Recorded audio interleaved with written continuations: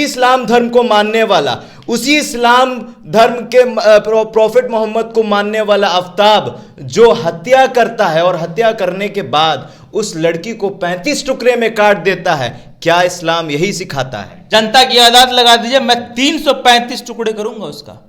इस्लाम तलवार से फैला हुआ मजहब नहीं है, नहीं है, बिल्कुल। ये दीवारों में चुनवा के फैलाया हुआ मजहब नहीं है, ये सर कटवा कर फैलाया हुआ मजहब नहीं है। इस्लाम तो मोहब्बत से फैला हुआ मजहब है। व्यक्तिगत रूप से मेरा मानना है कि आफ्ताब को इस्लाम का हीरो बनाने की कोशिश ना करें। मुसलमानों का आइडियल नहीं हो सकता। मुसलमानों का आइडियल हमारे नबी हैं, जिनकी टॉलरेंस की मिसाल आपने इंट्रो से शुरू किया कि लव एक इंग्लिश शब्द है और जिहाद एक अरबिक शब्द है। लव का मतलब होता है मोहब्बत, इंग्लिश वर्ड है, और जिहाद का मतलब होता है जंग, जो अरबिक वर्ड है। एक आदमी जो एक मोहल्ले से हर रोज गुजरता है और ठीक उसी मोहल्ले में एक औरत हर रोज उस आदमी पर कूड़ा फेंकती थी। यह सिलसिला कुछ दिनों तक चलता रहा। एक दिन वो औरत ना दिखी, एक दिन वो औरत उस आदमी पर कूड़ा नहीं फेंका, फिर यह सिलसिला कुछ दिन तक चलता रहा। तब उस आदमी को फिक्र होती है कि आखिर वो औरत कहां चली गई जो हर रोज मुझ पर कूड़ा फेंकती थी। वो आदमी उस औरत से मिलने गए और जब पता चला कि वो बीमार है तो उनका हालचाल भी पूछा। ये आदमी जो है ये इस्लाम के आखिरी मैसेंजर हैं, जिन्हें प्रॉफिट मोहम्मद सल्लल्लाहु अलैहि वसल्लम कहा जाता है। इनके बाद इस दुनिया में इस्लाम फैला और इसी इस्लाम को मानने वाला आफ्ताब जो एक श्रद्धा नाम की लड़की है जिससे वो प्रेम करता था, जिसकी हत्या कर देता है और उसके बाद 35 टुकड़ों में उसे काट देता है। हमारे साथ इस मुद्दे पर बात करने के लिए शाहान परवेज हैं। शाहान परवेज, प्रॉफिट मोहम्मद जो कि आखिरी मैसेंजर थे जिसके बाद इस जहां में इस्लाम फैला, और उसी इस्लाम धर्म को मानने वाला, उसी इस्लाम धर्म के प्रॉफिट मोहम्मद को मानने वाला आफ्ताब जो हत्या करता है और हत्या करने के बाद उस लड़की को 35 टुकड़े में काट देता है, क्या इस्लाम यही सिखाता है? देखिए अमान बाबू, आपने बहुत अच्छा सवाल पूछा, इंट्रो बहुत अच्छा दिया। मैं आपको बस इतना बोलना चाहता हूँ शुरू कि मुस्लिम और मुस्लिम और मुशरिक में फर्क होता है। तो मुस्लिम है जो अपने नबी को मानता है, जो अपने नबी के बताए रास्तों पर चलता है, जिसका यकीदत खुदा पे है। मुशरिक वो है जो नाम का मुस्लिम है, ना उसको नबी के और रास्ते से मतलब है, ना नबी के उसको बताए हुए तरीके से चलना है।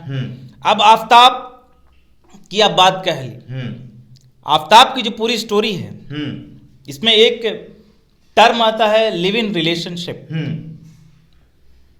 तो आप मुस्लिम हैं तो आप बेहतर जानते होंगे कि लिव इन रिलेशनशिप का टर्म इस्लाम में है ही नहीं है, ये हराम है, बिल्कुल।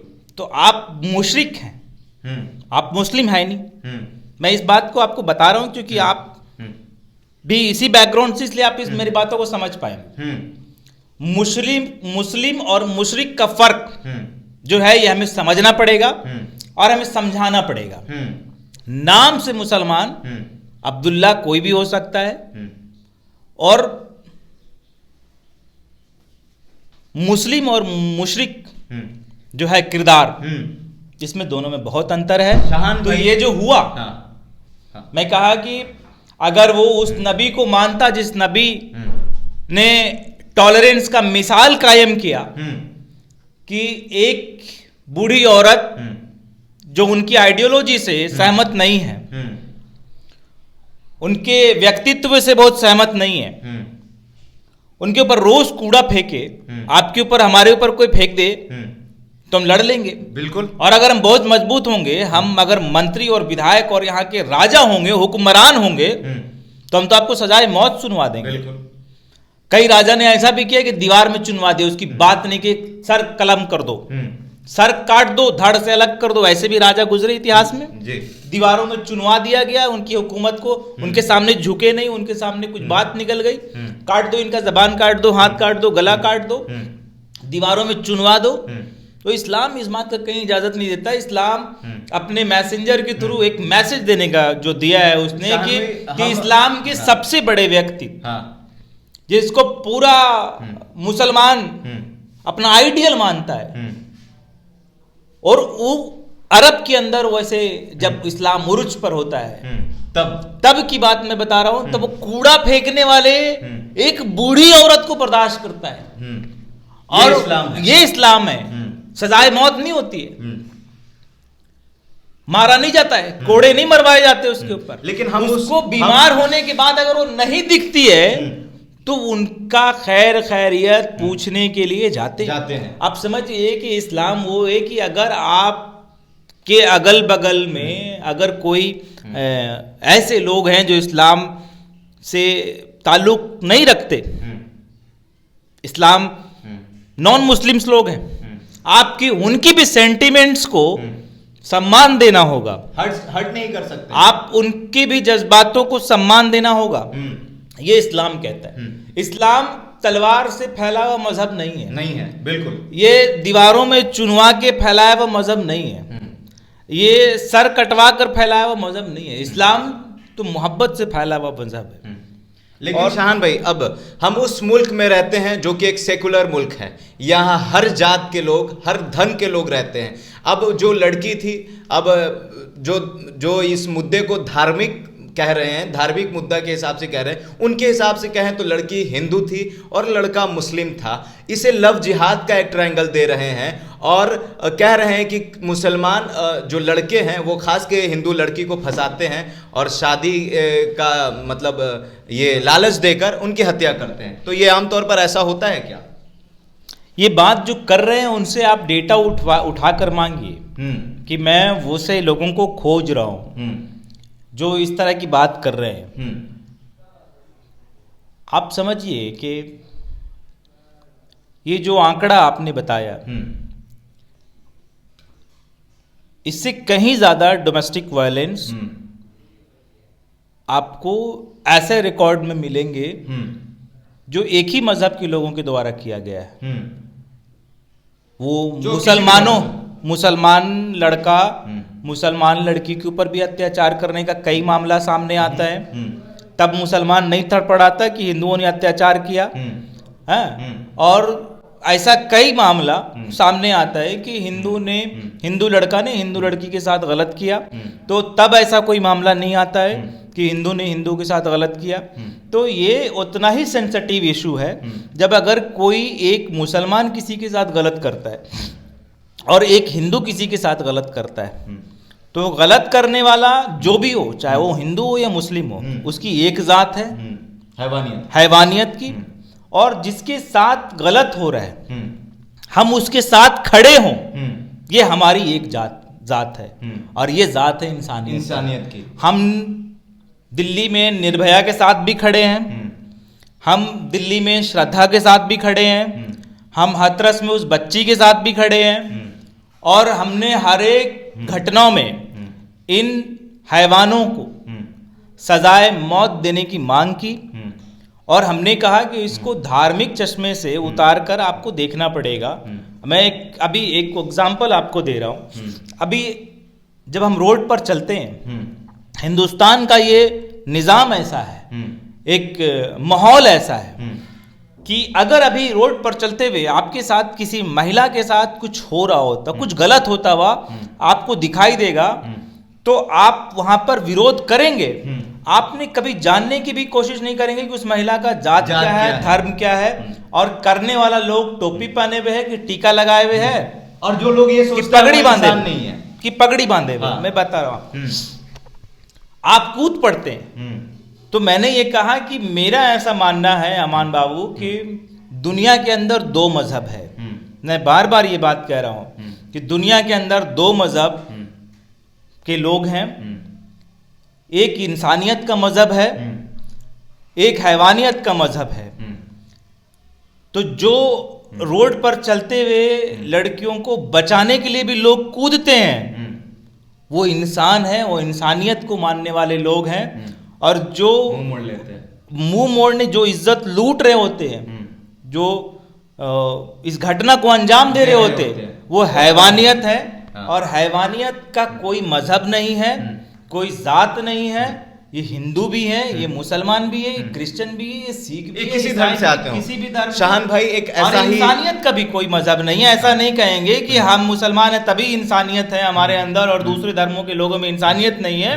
जितना इंसानियत हमारे अंदर है उतना इंसानियत उनके अंदर भी है। एक ऐसा ही मामला एक और जबलपुर का है। एक अभिजीत नाम का जो व्यक्ति है वो अपनी गर्लफ्रेंड को काट देता है, एक रिसोर्ट में काट कर रख देता है और कहता है कि अगर जो बेवफाई करेगा उसका यही हाल होगा। तो दोनों मामला इधर एक हफ्ते से चल रहा है, ठीक है। लेकिन जो आफ्ताब का जो मुद्दा है उसे धार्मिक के हिसाब से दिखाने की कोशिश की जा रही है। अभी हिंदुस्तान का जो परिवेश, जो राजनीतिक परिवेश चल रहा है हिंदुस्तान का, वो कुछ इस प्रकार चल रहा है कि यहाँ पर अगर आप धार्मिक सेंटिमेंट नहीं खोरे देंगे तो बहुत लोगों की दाल रोटी चल रही है भाई। इससे वो हर चीज में धार्मिक सेंटिमेंट खरीदने की कोशिश करते हैं। आपको तो जान के हैरानी होगी कि नवादा में 6 लोग एक ही परिवार की इतनी दुखद घटना, जो आत्महत्या कर लिए कर्ज के बोझ के नहीं थे। हमारे पटना के एक जाने माने पत्रकार, जो पत्रकारों के हीरो माने जाते हैं, वो वहां जाकर धार्मिक एंगल खोज रहे हैं। किसके बात अब छोड़िए ना किसकी बात कर रहे हैं, वो वहां जाकर धार्मिक एंगल नवादा में खोज रहे थे। पब्लिक पकड़ के उनको खोजवा दिया बढ़िया से, ठीक है। तो जो नवादा में उस पत्रकार के साथ हुआ, मैं कह रहा हूं कि देश में, पूरे देश में ऐसे पत्रकारों के साथ ऐसा होना चाहिए। चलिए, तो सामाजिक बहिष्कार ऐसे लोगों का नहीं कीजिएगा तो आप क्या होगा कि जब रोड पर किसी की आबरू लूट रही होगी तो हम ये देखेंगे कि वो मुसलमान है कि नहीं है। लूटने वाला मुसलमान है तो कहेंगे ठीक है, और वो कहेंगे लूटने वाला हिंदू है तो ठीक है, लूटने दो। इस प्रकार का निजाम को बनाने की कोशिश की जा रही है। और ये जो इसका दूरगामी परिणाम जो आपको दिखाई देगा वो ये दिखाई देगा। इसलिए हमारे जैसा इंसान जो इस देश की एकता और अखंडता में भरोसा रखता है, वो चाहता है कि हर एक महिलाओं की सुरक्षा की मिनिमम गारंटी होनी चाहिए।